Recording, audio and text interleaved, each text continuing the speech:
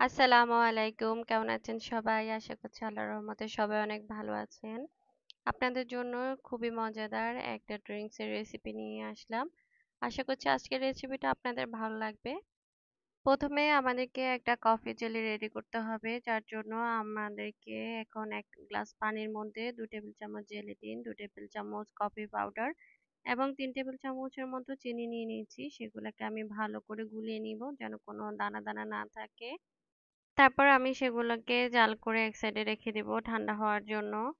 আমি ১ লিটার দুধ জাল করে বেশ খানিকটা ঘন করে নিয়েছি। তারপর সেখানে ২ টেবিল চামচের মতো কাস্টার্ড পাউডার এবং হাফ কাপের মতো চিনি দিয়ে দিচ্ছি। সেটাকে ভালো করে মিক্স করে নিচ্ছি। তারপর চুলায় জাল করে নিচ্ছি।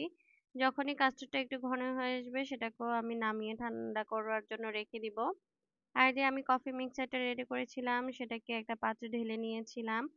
তারপর সেটাকে সেট হওয়ার জন্য ২ ঘন্টার মতো নরমাল টেম্পারেচারে রেখে দিয়েছি। এরপর যে সেটা যখন সেট হয়ে গেছে জেলিটা, সেটাকে আমি একটু কেটে কিউব, কিউব করে নিব। কিউবগুলোকে আপনি যতটা ছোট করে কাটবেন আসলে ততটাই ভালো হবে। তো আমি এখানে একটা চামচের সাহায্যে সেগুলাকে একটু আলাদা করে নিচ্ছি।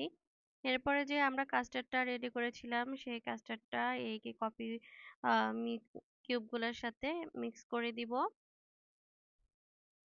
এই ড্রিংকসটা মূলত ভিয়েতনামের একটা ড্রিংকস। এটা ভিয়েতনামে খুবই জনপ্রিয় একটা কফি জেলো ড্রিংকস। এটা খেতে গরমের মধ্যে এটা খেতে ভীষণই মজা। আপনারা বাসায় এটা যদি ট্রাই করেন, নিশ্চয়ই আপনাদের ভালো লাগবে। আর যদি কেউ বাসায় বানিয়ে থাকেন আমাকে অবশ্যই জানাবেন। আমি সবসময় চেষ্টা করি আপনাদের সাথে খুবই অল্প খরচে মজাদার কিছু রেসিপি শেয়ার করার যেন আপনারা বাসায় বসে এগুলো খেতে পারেন। আর আমার যেহেতু চ্যানেলটা নতুন আপনারা আমাকে সাপোর্ট করবেন, আমার চ্যানেলটা সাবস্ক্রাইব করবেন, লাইক এবং শেয়ার করে জানাবেন আপনাদের কাছে কেমন লেগেছে কমেন্ট করে জানাবেন আমাকে। মিনিমাম ২ থেকে ৩ ঘন্টার মতো আপনারা এই ড্রিংকসটাকে ফ্রিজে রেখে দিবেন। এটা যতটা ঠান্ডা হবে ততটা খেতে আসলে মজা হবে।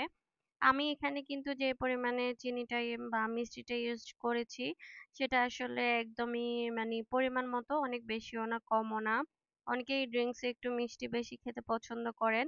সেক্ষেত্রে আপনারা এখানে চাইলে যারা একটু বেশি মিষ্টি খেতে পছন্দ করেন তারা চাইলে একটু মিষ্টিটা বাড়িয়ে দিতে পারেন। আর আমি নরমালি খুব বেশি মিষ্টি খেতে পছন্দ করি না। যার জন্য আমি সবসময় মিষ্টির পরিমাণটা একটু সীমিত রাখার চেষ্টা করি যেন যাতে করে খুব বেশি মিষ্টি হয়ে না যায়।